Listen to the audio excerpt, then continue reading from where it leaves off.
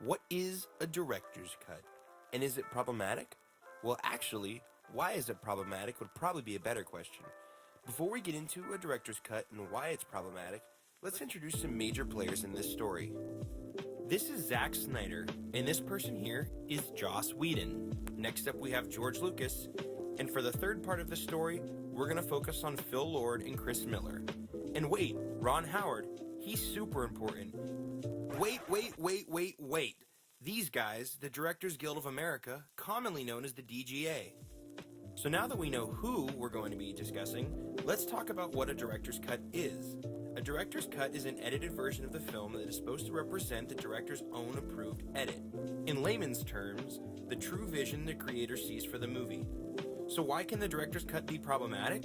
The director's cut can be problematic for what I've outlined as three major issues. 1. They can create a continuity error amongst the larger story being told. 2. They sometimes don't really end up adding anything to the story. And possibly, it sometimes can actually end up taking away from what people like about the original cut. And the third major issue that it's been narrowed down to is it creates problems between the studios, directors, and the audience. To start this story out, let's focus on a tale that's been in the news over the last couple of months. Like mentioned earlier, this is Zack Snyder. He was making this movie, but due to a tragic family matter, he stepped away and was replaced by this guy, Joss Whedon. Whedon was the obvious choice. He has a couple of movies that were very similar to what the Justice League is about. A group of superheroes who unite to stop a bigger enemy for the greater good. This movie released to lackluster reviews and was not the movie that Warner Brothers, Zack Snyder, or the stars of this movie promised us. The internet, mainly Twitter, was not happy about this and took matters into their own hands. That was when #ReleaseTheSnyderCut took over Twitter and was a way to catch the attention of Warner Brothers and allow Snyder to release his cut of the film.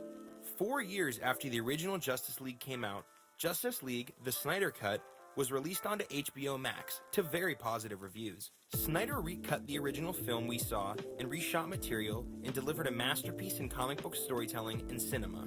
The same people who were floored by Justice League praised the Snyder Cut for breathing air back into the franchise of films that fans thought was dead. With all the positive feedback, people just assumed we'd be getting follow-ups to the film and the continuation of the storyline.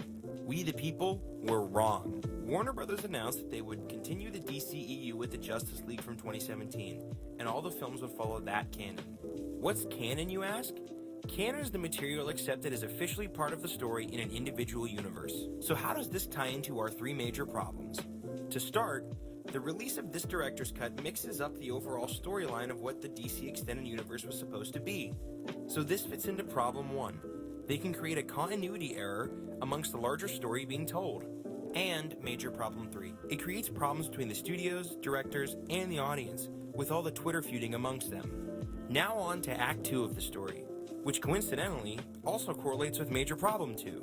To remind you, Major Problem 2 is that sometimes the director's cut can actually take away from the uniqueness and charm of the original.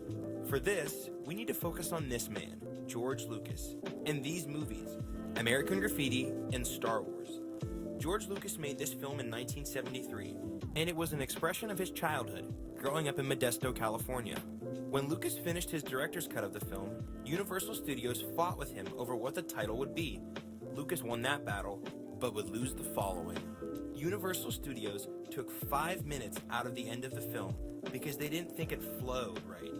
Lucas became so disenfranchised with the studio that years after acquiring the rights to these films, Star Wars, he decided to go back and digitally enhance them and add some shots and special effects to, truly bring to life the vision he had without any interference from the big studio. The problem with this was that fans did not enjoy this at all and ended up hating Lucas for what he did.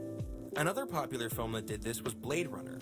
With every different cut and release, something was added or taken away. And in some cases, the alterations were pretty drastic. There was the work print prototype version, the San Diego sneak preview cut, the US theatrical release, the international theatrical release, the US broadcast version, the director's cut, and then finally, the final cut. So with all these alterations, that is what makes these situations fit into Major Problem 2. Doesn't always add. It can more than likely take away. Speaking of Star Wars, let's talk about this movie and the fiasco that surrounded it. Solo, a Star Wars story, was set to be a new venture into the character of Han Solo. This film was being developed by Phil Lord and Chris Miller, the visionary minds behind the Lego Movie, 21 Jump Street, and Spider-Man Into the Spider-Verse. Along the way, president of Lucasfilm Kathleen Kennedy and writer Lawrence Kasdan started to have creative differences with the directors Lord and Miller, so they were removed from the film and replaced with this man, Ron Howard.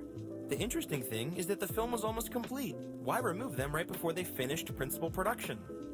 The decision mostly has to do with the Directors Guild of America.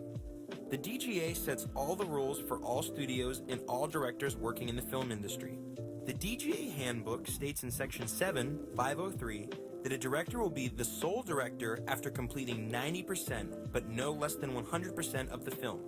To best estimation, Lord and Miller completed around 75 to 80% of the film. Firing them around this point, before the 90% mark, was strategic, since according to Section 7, 504, Section 7, 506, and Section 7, 508, the director is entitled to his director's cut without any interference to the film. And if any change was to be made after the director's cut submission, the director must be alerted of any time, date, and location of the edits. With the creative differences, it makes sense as to why they were fired, so they would not have to be dealt with during the post-production process. What can be done to stop these three major problems occurring? Well, nothing really. As long as the directors are not satisfied with their vision, and Twitter users get upset when the film industry doesn't oblige to their every demand, nothing can truly change. And maybe that's not a bad thing. I'm the type of guy to spend $20 at the movie to see the release and recuts, and I'm sure there's many others out there that are willing to do the same. So while it is a problem, is it a problem?